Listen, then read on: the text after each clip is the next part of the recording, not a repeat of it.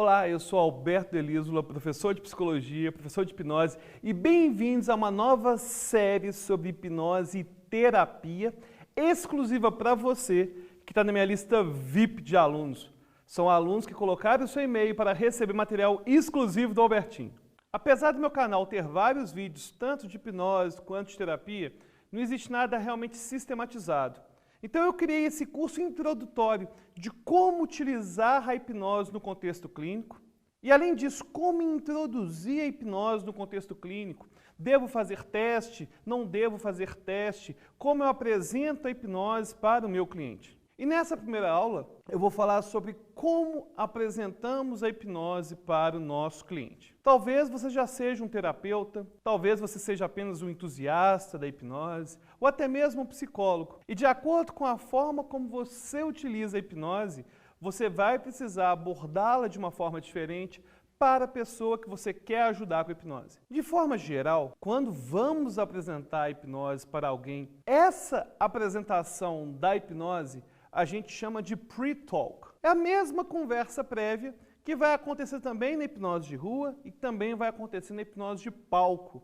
No entanto, na terapia, ela vai ter alguns detalhes que vão diferenciá-la das outras abordagens. O primeiro ponto que vai diferenciar esse pre-talk que você vai fazer com o seu cliente do pre-talk feito na hipnose de rua ou feito na hipnose de palco, é que esse pre-talk já é parte da terapia. Porque quando você está na rua fazendo hipnose de entretenimento, ou está numa festinha de aniversário ajudando alguém a alucinar e ver a Beyoncé, ou até mesmo numa apresentação de hipnose de palco, você quer explicar a hipnose muito rapidamente, tirar os medos bem rapidamente e simplesmente começar a hipnose. No entanto, quando você está na clínica, você precisa incorporar a hipnose naquilo que a gente chama de anamnese. A anamnese é aquela entrevista inicial que você faz com o seu cliente. Nessa entrevista, você pergunta dados pessoais do seu cliente, você pergunta qual a demanda que ele tem naquele momento, quando ele começou a sentir aquilo. Inclusive, ao receber esse e-mail,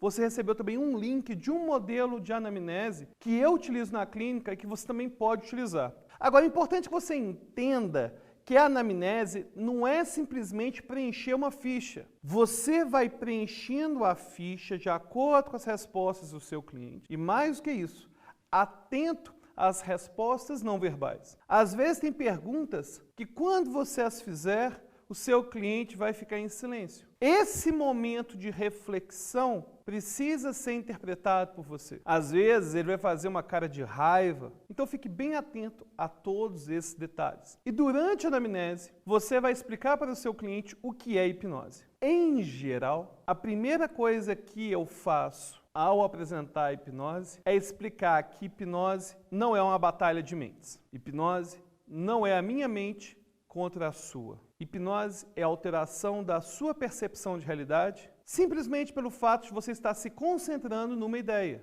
Eu gosto de, logo no início, tirar essa ideia de batalha de mentes por um importante motivo. Muita gente ainda acha que hipnose é uma coisa para a gente de cabeça fraca. Então, o seu cliente pode pensar, eu sou uma pessoa forte, sou uma pessoa inteligente, sou uma pessoa analítica, então eu não posso entrar em hipnose. É importante que o terapeuta tire toda a magia que existe em torno da hipnose, ao menos nessa primeira abordagem. E isso é uma coisa interessante porque as pessoas têm uma ideia muito fantasiosa do que é o estado de transe hipnótico. No entanto, o transe hipnótico é uma perspectiva totalmente subjetivo. E logo depois que eu falei da questão da batalha de mentes, que eu já desmistifiquei o que realmente é hipnose, eu vou dar mais um passo na direção dessa desmistificação do fenômeno hipnótico. Eu vou falar o seguinte: você vai continuar aqui ouvindo a minha voz o tempo todo. Você vai seguir minhas instruções e simplesmente imaginar, sentir as coisas que eu vou te pedir para sentir, as coisas que eu vou pedir para você imaginar. Tudo bem? Você entendeu essas instruções? E agora vem uma coisa muito interessante. Quando eu falo em relação à batalha de mentes, quando eu falo que a pessoa vai ouvir minha voz o tempo todo, eu estou tirando toda a perspectiva fantasiosa que a pessoa pode ter em relação à hipnose. No entanto, é possível que algo de mágico aconteça durante a sessão?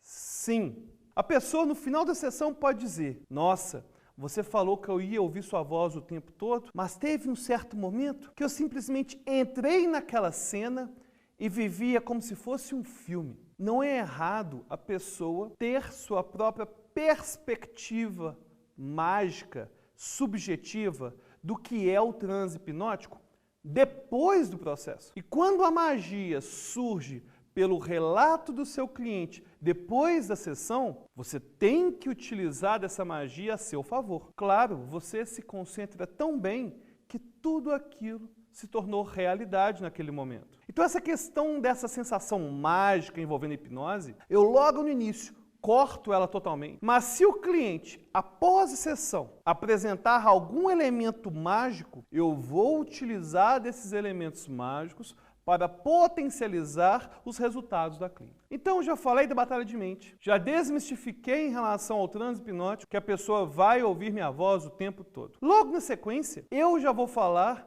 do chamado transe natural, transe do dia a dia. Hipnose acontece o tempo todo. Às vezes você vai assistir um filme que tem duração de 3 horas, mas você está tão concentrado que acontece um fenômeno hipnótico chamado distorção do tempo e você simplesmente não vê que aquelas 3 horas se passaram.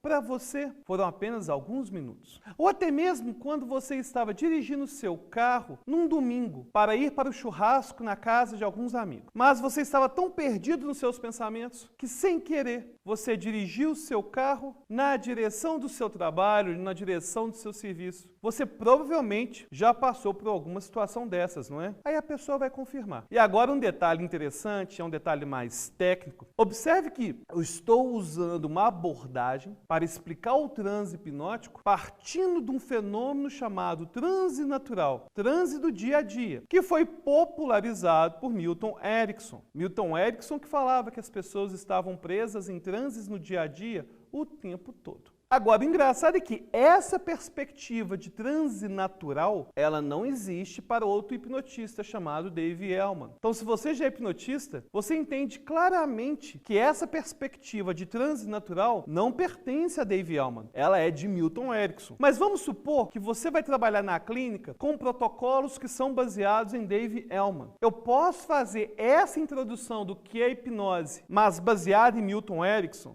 Claro que pode. O seu cliente não é um hipnotista. Aliás, mesmo que fosse, os hipnotistas costumam confundir esses marcos teóricos o tempo todo. E a ideia de transe de Milton Erickson, ela é muito mais tranquila para o seu cliente entender, já ter vivenciado, do que a perspectiva de Dave Elman. Porque para Dave Elman, a hipnose vai surgir no momento que existe um rebaixamento de faculdade crítica. A faculdade crítica seria aquele elemento da sua consciência que questiona o tempo todo o que é real e o que não é real. Vamos supor que eu chego para você, aponto o celular e digo, veja, um sapo. Claro que não é um sapo, isso aí é um celular. A faculdade crítica seria a sua habilidade em distinguir isso, o que é celular, o que é um sapo. Agora, esse modelo de faculdade crítica, neste momento de abordagem inicial do que é a hipnose, ele não é tão interessante assim.